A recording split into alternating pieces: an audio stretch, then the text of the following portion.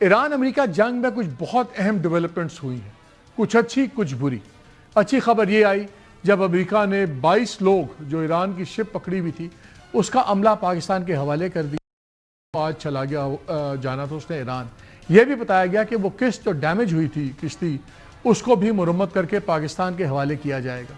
पर at the same time एक बहुत बड़ा ऐलान प्रेसिडेंट डोनाल्ड ट्रंप ने कर दिया। उन्होंने कल कहा कि मैं प्रोजेक्ट फ्रीडम जो है लॉन्च कर रहा हूँ। ये प्रोजेक्ट फ्रीडम क्या है? उन्होंने कहा कि हमने एक मिलिट्री फोर्स तश्कील दी है जो प्रोवाइड करेगी सेफ्टी उन तमाम किश्तियों को, जहाज़ों को जो आबना हुर्मुज़ से गुजरना चाहेंगे और इस वक्त फंसे में, ये हज़ारों की तादाद में फंसे में, क्योंकि बहुत को ईरान ने रोका हुआ है और ईरान के जितने जहाज़ और तमाम है transport related to Iranian ports उसको अमेरिका ने रोका हुआ है। तो दोनों तरफ से उस पर दरवाजे बंद हैं।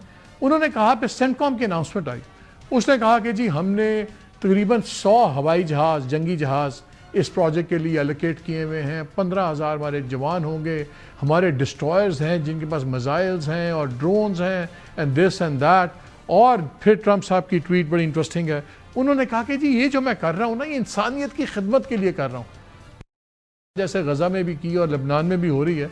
एनीवे, उन्होंने कहा जी मैं इंसानियत, मुझे बहुत से लोगों ने, मुल्कों ने कांटेक्ट किया, उनका हमारे जहाज़ फंसे हुए हैं, हमारा तो इस पूरे झगड़े में कोई हिस्सा भी नहीं था, हमें बचाया जाए। और इंटरेस्टिंगली वो कहते हैं कि मैं अमेरिका के लिए, मशरिक़ वस्ता के लिए और इवन ईरान के लोगों के लिए मैं ये कर रहा हूँ ताकि उनकी ज़िंदगी में आसानी पैदा हो।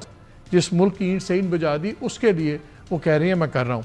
और उन्होंने कहा कि जी फिर हम ये रास्ता खोलेंगे और अगर ईरान ने कोई इसमें रखना डाला, किसी पे हमला किया तो फिर तबाही होगी। फिर अनफॉर्चुनेट का वर्ड यूज़ करके कहा कि फिर मैं जिम्मेदार नहीं हूँ और पूरी तबाही होगी। लेकिन वो बड़ी इंटरेस्टिंग ट्वीट है। साथ ही उसमें यह भी कहते हैं कि मुझे पूरी तरह पता है, मेरे जो रिप्रेजेंटेटिव्स हैं, मेरे जो जिनको मैंने नामजद किया हुआ है, वो की बड़ी पॉजिटिव, बड़ी जिसको कहते हैं पुरुमीद डिस्कशंस हो रही हैं ईरान के साथ। और ये डिस्कशंस जो हैं ये हो सकता है कि बड़ी पॉजिटिव नताइज पे जाके पहुँचे। एक तरफ वो ये बात करते हैं, साथ वो ये करते हैं। ईरान का भी जवाब आ गया। जब इन्होंने प्रोजेक्ट फ्रीडम की बात की तो ईरानी नेवी ने, IRGC नेवी ने एक नक्शा, अभी आप स्क्रीन पर भी देखेंगे, वो रिलीज़ कर दिया। इसमें आपको 2 लाल लाइंस नज़र आ रही हैं। इसके मुताबिक उन्होंने पूरी हुर्मुज़ को 2 तरफ से ब्लॉक कर दिया। जो जनूब में है वो है जो कोहे मुबारक उसको कहते हैं, और उधर ईरान की साइड्स पे और फुजैरा UAE की साइड पे, और दूसरी साइड पे कैशम आइलैंड से उम्मुल कुवैन ये मगरिब की तरफ। अब इस पर भी बहस शुरू होगी, देखेंगे कैसे ये काबू कर सकते हैं, ये तो इंटरनेशनल वाटर्स है, इसको ईरान कैसे कर सकते हैं। ईरान ने उससे वाज़ेह किया है कि हम इस पर कब्जे की बात नहीं कर रहे, ये अभी सिर्फ एक सिक्योरिटी जोन हमने बनाई है और इसके अंदर अगर कोई अमरीकी जहाज़ या अमरीकी कोई सोल्जर, किसी ने अमरीकी यूनिफॉर्म भी पहना हुआ कोई दखलंदाजी करेगा तो फिर नताइज के ज़िम्मेदार वो होगा। लेकिन कहा जा रहा है कि ये इंटरनेशनल वाटर्स की ये आप कानून तोड़ रहे हैं। ये उस पर कोई बात नहीं कर रहा अमेरिका में कि अभी इजराइल वालों ने क्या किया है ग्रीस के पास। वहाँ पे एक फ्लोटेला था, जहाज़ों का एक ग्रुप था पूरा, वो कुछ 700 किलोमीटर दूर है इसराइल से। उनका प्लान था कि बाद में वो जाएंगे गज़ा की तरफ। इंटरनेशनल वाटर्स में इसराइल गया, उसने उनकी 22 किश्तियाँ कब्ज़े में लीं, सारे लोगों को उठा के ले गए, बाकियों को तो छोड़ गया। 2 एक्टिविस्ट थे, एक ब्राज़ील से एक स्पेन से, उनको उठा के ले गया। और आप स्क्रीन पे देख रहे हैं उनको इसराइल ले गया उठा के। ये किडनैपिंग है इंटरनेशनल वाटर्स में, ये एक वॉर क्राइम है। वहाँ से ले गए, मारा पीटा, उन पर तशद्दुद किया, उनके चेहरों से नज़र आ रहा आपको, और अब उन पर मुकदमात चलाए जा रहे हैं। उस पर कोई जिक्र नहीं हुआ। लेबनान के अंदर घुस गए, वहाँ पे कब्ज़ा करके 57 से ज़्यादा देहात को मलिया मेट करके इसराइल ने तबाह कर दिया। हज़ारों लोग मर गए, शहीद कर दिए इन्होंने। उस पर कोई इंटरनेशनल लॉ अप्लाई नहीं करता। 60 लाख लोग गज़ा, फ़लस्तीन और ईरान में मिलाएं तो अमेरिका और इसराइल की जंग की वजह से बेघर हैं, दरबदर हैं। उस पर कोई इंटरनेशनल लॉ की बात नहीं करता। यहाँ पे 2 लाइनें लगी हैं, वो भी मिलिट्री जोन की, तो ये इंटरनेशनल लॉ आपको बताना शुरू हो जाते हैं। Anyway, coming back to the subject, ये 2-3 चीज़ें हुई।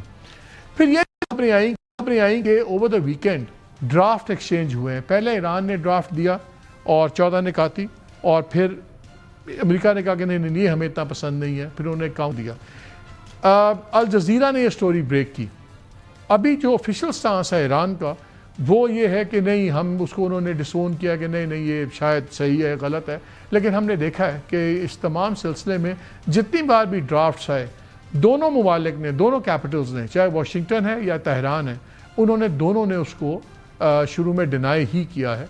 और शायद एक पॉलिसी है कि कोई इस पर बात नहीं करेगा। पाकिस्तान तो वैसे ही बात नहीं करता क्योंकि वो अपना स्टेटस रखना चाहते हैं। मैं अभी उस पर भी आपको बताऊंगा कि वो 14 निकात क्यों अहम है और कितनी एक प्रोग्रेसिव उसमें पुर उम्मीद नज़र आती है। लेकिन जब ये सब कुछ हो रहा था, आज हमने एक और एस्केलेशन देखी। मुत्तहिदा अरब अमारात ने दावा किया है कि 4 मिसाइल उन्होंने कहा कि दागे गए हमारे पे ईरान की तरफ से, 3 हमने इंटरसेप्ट किए और 1 समुंदर में गिर गया।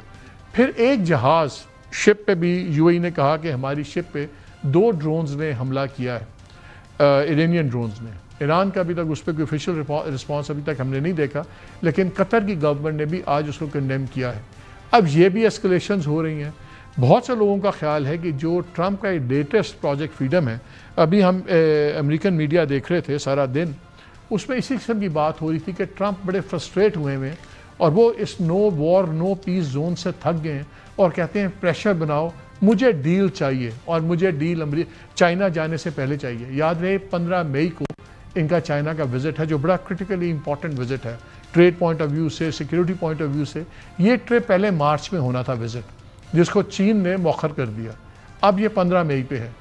चीन की तरफ से भी प्रेशर है कि अगर जंग चल रही होगी तो फिर शायद ये ट्रिप दोबारा मौखर कर दिया जाए। इसके पॉलिटिकल इम्प्लीकेशंस भी हैं, इसके इकोनॉमिक भी हैं बहुत ज़्यादा, और इकोनॉमिक इसलिए बहुत ज़्यादा है कि पहले अमेरिका में बहुत महंगाई हो गई है इस जगह की वजह से, और चाइनीज़ प्रोडक्ट्स भी बड़ी वहाँ पे इम्पैक्ट हुई हुई हैं। तो वो जो अब लोग जाते थे वॉलमार्ट पे, टारगेट पे और इन तमाम जगह पे बड़ी सस्ती चीज़ें मिलती थी, वो भी मल्टीप्लाई कर गई है कीमत। इनकी rating, popularity rating lowest ever है, कम तरीन सतह पे है। इनकी जो इकोनॉमिक रेटिंग है कम तरीन सतह पे है। सो ये China factor is also very important. लेकिन जहाँ तक इसकी प्रोजेक्ट फ्रीडम की बात हो रही है, मैं सिर्फ 2 लोगों का जिक्र आपसे करना चाहूँगा। एक को मैं पहले भी, आप बहुत बारी मेरे प्रोग्राम्स में मैं उसको कोट करता हूँ, डेनी सिटनोविक्स। ये मैं क्यों करता हूँ? ये इसलिए कि बहुत इंपॉर्टेंट ये एनालिस्ट है जो टेल अवीव के अंदर है, खुद भी ज्यू है, टेल अवीव यूनिवर्सिटी के साथ है, लेकिन ये 25 साल इजरायली डिफेंस फोर्सेस हैं उसमें इंटेलिजेंस के शोबे में था, और जो इनका ईरान डेस्क था ये उसका हेड था। तो इससे ज़्यादा ईरान को शायद इजराइल में भी कम ही लोग जानते होंगे। अब भी जो ये प्रोजेक्ट कर रहा है टेल अवीव यूनिवर्सिटी के साथ, वो भी ईरान रिलेटेड ही है। मैं उनके 3-4 फिक्रे आपको सुनाना चाहता हूँ। और ये वो शख्स है जो इजरायली गवर्नमेंट के ख़िलाफ़ नहीं है। ये बड़ा इंपॉर्टेंट है, ये कोई मुखालिफ ग्रुप नहीं है नेतन्याहू का। जिस इंस्टीट्यूट के साथ ये काम कर रहा है वो इंस्टीट्यूट बहुत बड़ा रोल इस वक्त प्ले करता है पॉलिसी मेकिंग का, इजराइल की मिलिट्री पॉलिसी मेकिंग का। ये क्या कहता है? वो कहता है कि ये जो हॉर्मुज़ है ये अब सिर्फ है कोई एक पानी की गुजरगाह नहीं है, ये एक स्ट्रेटेजिक लेवरेज है, ये एक स्ट्रेटेजिक हथियार है ईरान के हाथ में, जिसको ईरान कभी भी नहीं छोड़ेगा, ना वो छोड़ सकता है। और फिर उन्होंने कहा कि ये आइडिया कि जो ये स्ट्रेट है इसको खोल दिया जाएगा विदाउट कोऑर्डिनेशन विद ईरान, उसने कहा ये मसखा खेस है। लेकिन चलें मान भी लें कि ये खोल लिया तो उसके बाद ये आगे नहीं चल सकता, आप इस पर काबू नहीं रख सकते। और एक बड़ी इंपॉर्टेंट लाइन है, वो कहता है you can not beat geography, आप जोग्राफिया को शिकस्त नहीं दे सकते। और यही ईरान का सबसे बड़ा चीज़ है। इन्होंने जो पॉइंट्स अब ईरान ने दिए हैं वो कहते हैं कि सीज़ फायर को 30 दिनों के अंदर आप मुकम्मल जंगबंदी बनाएं। फिर ये 3 फेजेज़ में, पहले फेज़ का मैं बता रहा हूँ आपको। फिर वो कहते हैं कि ये एक इंटरनेशनल सिक्योरिटी काउंसिल सारे इसमें जामिन हो कि दोबारा जंग नहीं होगी। फिर वो कहते हैं कि पूरे ख़ित्ते में जंग बंद हो, और फिर ये कहते हैं कि इस मुआहदे में हमारे प्रॉक्सीज भी शामिल हो जाएंगे। हम गारंटी देंगे कि हिजबुल्लाह, हमास या इसराइल पे हमला नहीं करेंगे। आप गारंटीज़ देंगे कि अमेरिका और इसराइल ना हमारे पे ना इन ख़ित्तों पे हमला करेंगे, लबनान पे, सीरिया पे, ये सारी बातें।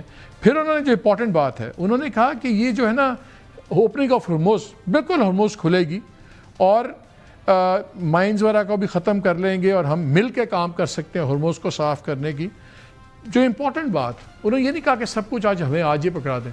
उन्होंने कहा जैसे जैसे हॉर्मुज़ में हम आसानियाँ पैदा करेंगे, वैसे वैसे अमेरिकन अपने ब्लॉकेट के अंदर हमारे जहाज़ों को गुजरने दे ताकि हमारा आपस में कोई झगड़ा ना हो।